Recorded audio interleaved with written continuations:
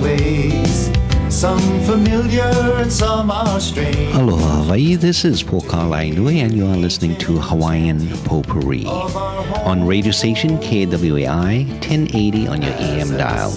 One deals with North Korea and how dare these North Koreans go ahead and test their missiles. Now we already know they tested nuclear weapons, now they're testing missiles and they're firing missiles over Japan and in the direction of Hawaii? And how dare they do that? They think they're a white nation? They think they're the Americans and they can get away with it? They think that nuclear testing is okay for them to do, while the United States has done it over and over and over again, and in fact use it in a war? They think they're Frenchmen, and they can test nuclear weapons, although the French have been doing it in the Pacific, notwithstanding the outrage around the world by Greenpeace and many others for what they had been doing in the Society Islands. These are Koreans. How dare they think that they are equal individuals with the Europeans, with the whiteys, with the Caucasians? Is this a matter of race that underlies the question of who is entitled to nuclear weapons? Don't they know that it's the Americans who are in charge of distributing out the license to have nuclear weapons? Except, of course, if India wants to have it and gets it, then we don't say anything because we're trying to build good relations with India. Or if Pakistan has it, that's okay. We're trying to build good relations with Pakistan. Or if Israel has it, but that's okay because we gave it to Israel. Or others have it. But North Koreans? And what about this missile testing? Don't they realize that it's okay for the Americans to fire missiles from Vandenberg Air Force Base? Now it's called what? Kennedy Air Force Base? I'm not sure what the name is. And then fly it all the way over the Pacific, over Hawaii, and out into the Micronesian areas, just to pinpoint how accurate they can be. But the North Koreans are not supposed to be practicing that. What is my protest all about? It's the fact that people are following a hypocrisy, a hypocritical standard. If it's good enough for the Americans, if it's good enough for the French, why not those people who may see things from a different slant? Or is it because it's a Korean slant of their eyes that there is this prejudice that they are not supposed to be committing these kinds of stuff? Let's go to our telephone caller. Aloha caller, welcome to the program. Hey, Poka. Yes, hi. Yeah, I think the North Koreans are pretty much aiming at American military bases at Japan and Hawaii, I believe. Yeah, that the American military bases in Japan and Hawaii. What they were most likely doing, because Americans seem to get involved in the Civil War, with North and South Korea. Yeah. So I think that because the only American military bases that is, I guess, close around North Korea is South Korea and Japan and Hawaii. But I don't think they want to blow up South Korea. I think they want to blow up U.S. military bases that is outside South Korea, and the closest ones are Japan and Hawaii. Would it also be that they want to use it as a defensive measure to warn the Americans, don't try to hit us with nuclear weapons because we will respond? And to be able to respond, they want an accurate missile system. Most likely. Yeah. Is it reasonable? Well, if I'm North Korea, most likely I would use nuclear weapons. I think that North Korea know that America is a very powerful, engine in their military. So the only way to demolish them is to use nuclear missiles. So if I was North Korea, I would use nuclear missiles. Yeah. And would you want to test them to be sure that well, I guess you need a lot of testing before you use them. Yeah. So how do we get out of this bag of missiles and who's stronger and all that stuff? What is the solution to this nuttiness foolishness when one side has a big gun, the other side wants a big gun like that side, and then when they get it, the other side gets a bigger gun, and then it becomes very explosive. How do we intervene and stop this foolishness? I don't know. Maybe if America withdraw from South Korea, I don't know. But that would be one step, yeah. Yeah, that would be one step. But I can't. Most likely, I can maybe understand why America get involved. Yeah, because I think that all started from World War II. When you allow, I guess, countries taking over other countries like Japan and Germany, they spread their communism, their dominance all over the world, and all of a sudden you get Pearl Harbor. In the case with the oil embargo you was talking about, the oil embargo was placed because what they were doing to China, right? Okay, so with China, and what I understand is America wanted to do economic relations with China. They cannot do that when Japan starts slaughtering Chinese and doing all that stuff. So that's why they wanted to choke off Japan with the oil embargo. Yeah, but the Americans were not only oil embargoing Japan. They also had military troops in China. In what was that? Something Flying Tigers. And they were pretending to be Chinese troops, Americans, who were temporarily retired out of U.S. Military service. I think it was the Army Air Corps, because at that time you didn't even have an Air Force. And they were sent to China to support the Chinese, which was against was a violation of American law, and I'm not sure about international law, perhaps not. But they were already running their Flying Tigers thing against the Japanese. So the Americans were actually at war with Japan even before the oil embargo and Japan's attack on Pearl Harbor. Yeah, but I think with all the help, I think America really wanted to have this economic relationship with China. China. Yeah. Let's take a look at China after the Second World War, because China was one of the allies with the United States in that war. And right after that war, 45, it ends. Then in 1950 or 49, the North Koreans begin their move into South Korea. And the Chinese are said to be supporting the North Koreans. So now suddenly, over 5 years, the Chinese are the bad guys, not the good guys. And then moving into, according to the American theory, the domino theory, those Chinese commies. So suddenly they're enemies, and they're moving down into South Korea. And I must correct you, my friend, that it's not American troops who are in there. It's United Nations troops under American leadership. And the other thing is that it's not a war. It has never been declared a war, so you cannot call it a war. It's a conflict. Well, yeah, conflict, but it's one territory invading another territory. So the same country, though. Well, it's a North-South Korea. Same thing with Vietnam, and in the case where when I think that every time, I guess, a territory invading another territory, they get involved because they don't want the kind of spread that happened with Japan and Germany. And in the case with the Vietnam situation, when America pulled out, you noticed that the North Vietnamese, they invaded Cambodia, they invaded Laos. Why did they do that? Who was in Cambodia and Laos already? In Cambodia, there was Pol Pot, right? And Laos, I don't know, but it looks like that the Vietnamese, when after they took over South Vietnam, they started to invade, Laos and Cambodia, and they wanted to get into Thailand, but they were unsuccessful, so they stopped there. Well, Thailand was always tough, and people know you don't fool around with the Thais.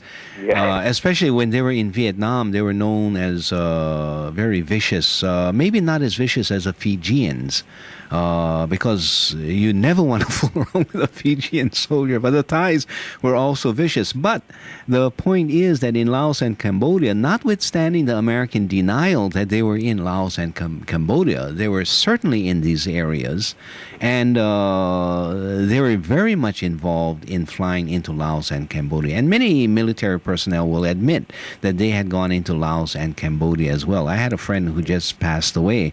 He said, I was in the wars that were not wars. Then where was I? Because my military record doesn't reflect that I was in those places. Even in Turkey, where I was not supposed to have been, what was I doing watching a nuclear weapon in Turkey when I was not even in existence in that place?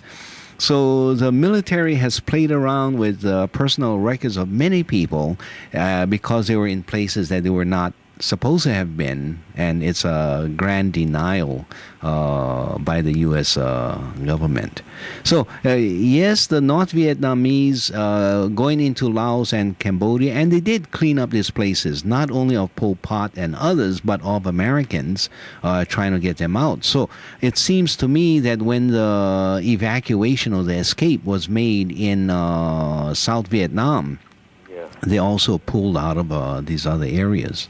Yeah, it was kind of interesting with the Cambodian situation because I understand that Pol Pot was kind of slaughtering his people, but the North Vietnamese was against Pol Pot, and there was another. There was a Khmer Rouge, the Red Khmers. Yeah, I think I don't know what group was siding with the North Vietnamese to destroy Pol Pot, but I don't know. With the whole international system. Yeah.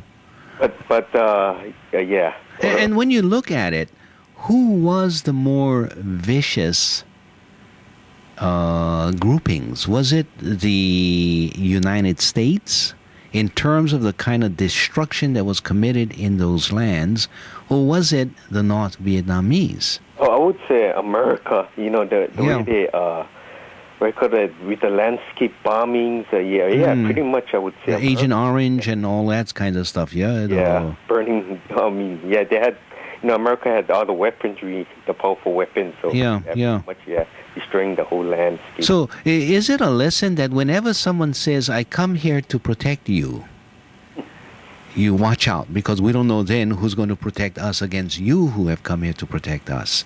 You can see it in Afghanistan when they say, we come here to protect you against the viciousness of the Taliban. And then you still have this viciousness being committed by the Americans against the people. And all the other.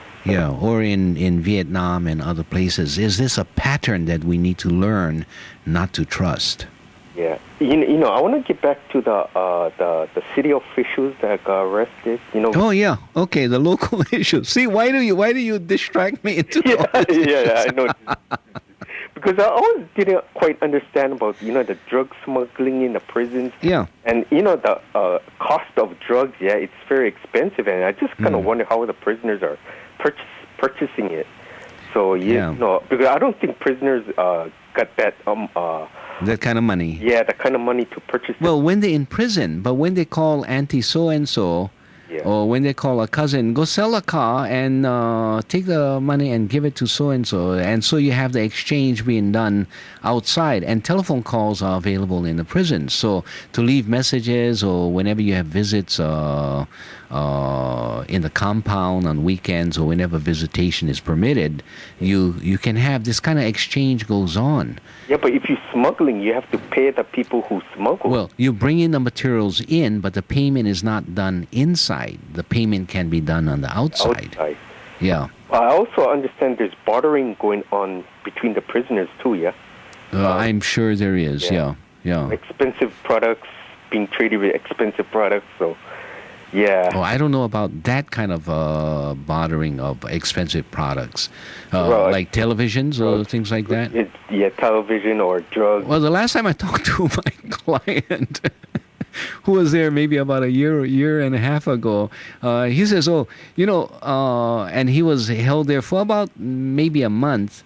And he says, I'm going to give my television to the OCCC because the TV all broke and it's hard to watch, and people are fighting about the channels and all that stuff. So I'm going to donate it because I have had the experience of being in there myself. So I don't know about television and how expensive or if they are having it in their cells. I don't know. Oh yeah. So just kind of wondering about that. Yeah. Yeah, if you're talking about homemade cigarettes that cost $200 or $500. Oh. Yeah, it's not homemade. That one is. I think the news was talking about regular packs of cigarettes. Yeah. Yeah. Unless they insert in certain what is that added value into the cigarettes. Yeah.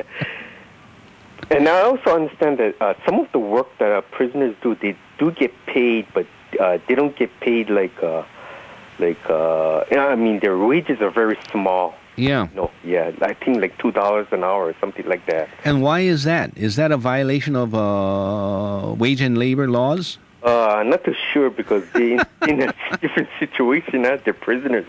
So yeah. I think that would be okay. Yeah, I think there is an exception. Why is it that not more of the prisoners are being used to fix our potholes and to go out and take a look at the sewer systems and all that stuff? Yeah, I would think so. Yeah, to use them. But I do know they are fixing children's equipment, playground equipment and other kind of stuff. Yeah, you know why they're not being used for that?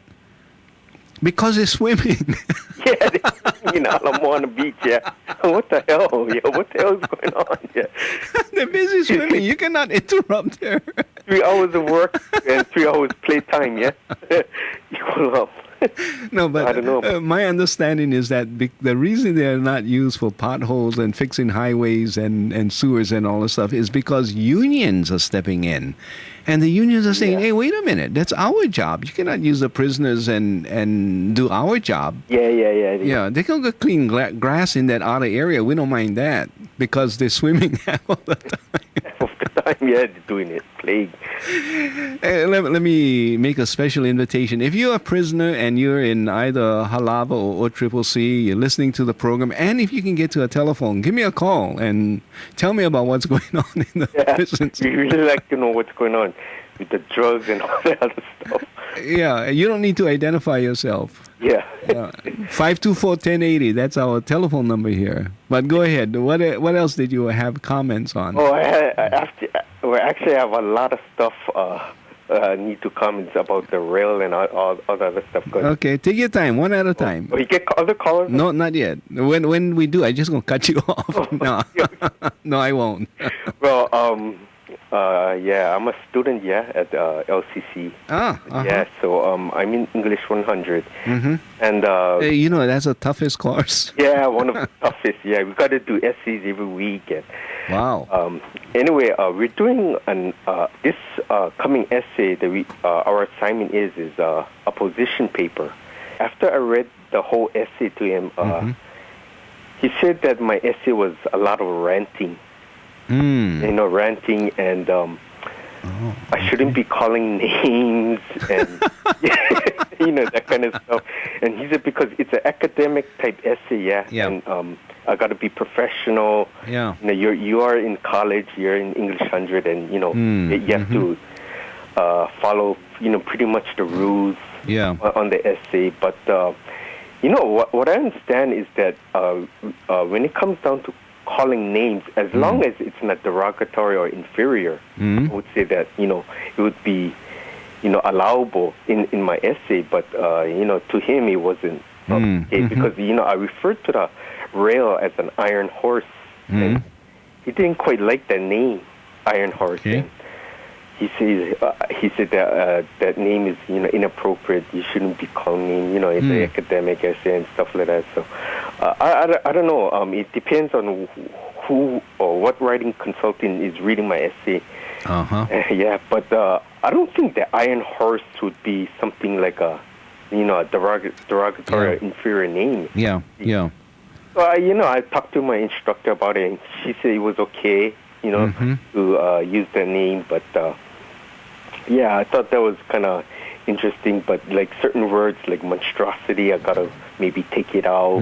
Yeah, anything like derogatory. But yeah, he said that maybe I need to change the essay. It's a lot of I have like a lot of verbiage, strong feelings against the rail, and so I stated everything down. Why the rail is not going to work, and I really feel that the city is going to go through some.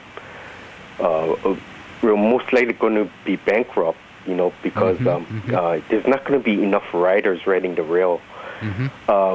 Like for example, I stated down that the people traveling into town, predicting 135,000 people maybe traveling into town, but I question about that.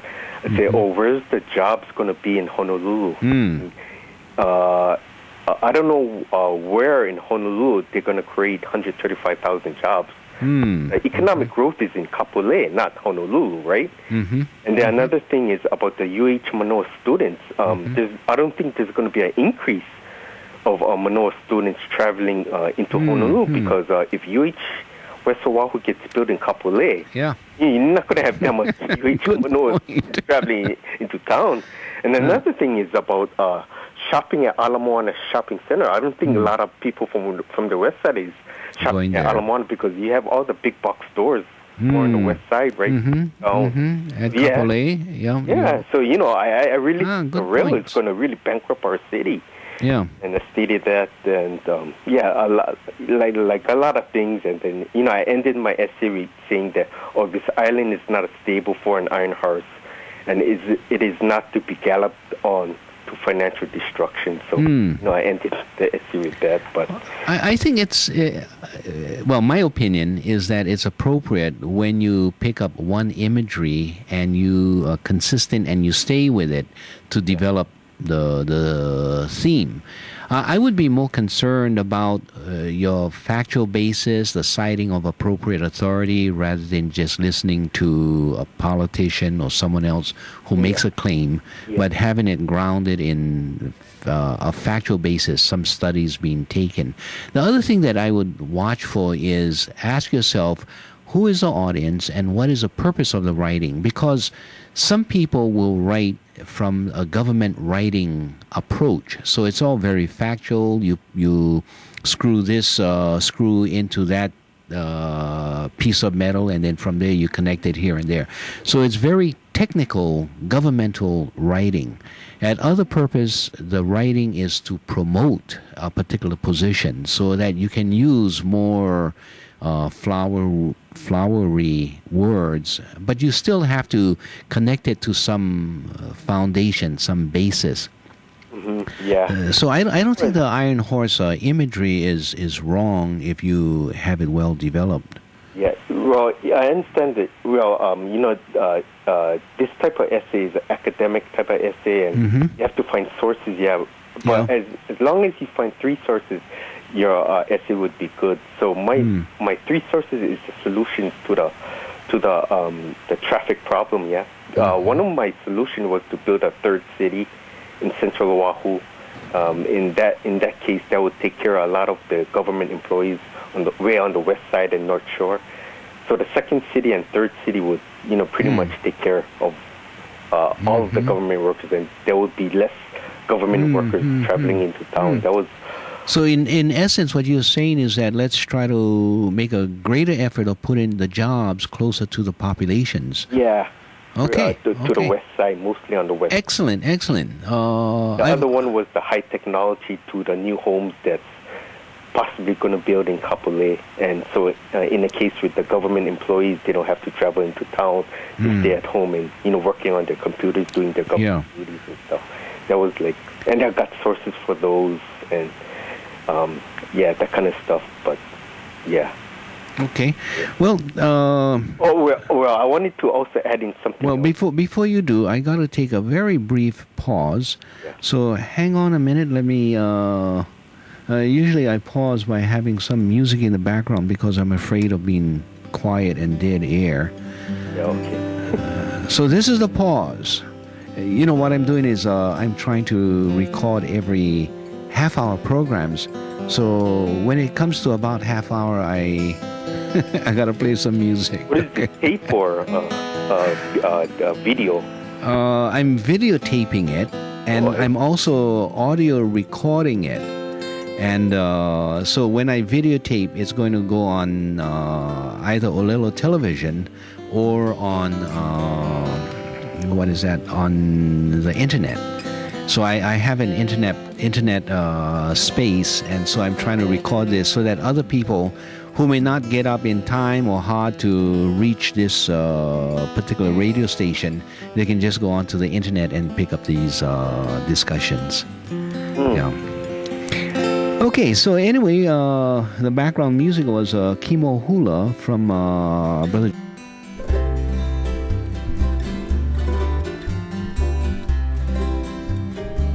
Kaulana nā pua o Hawaii Kupa'a mahope o ka aina Iki mai ka elele o ka loko ino Pala pala anunu me ka paka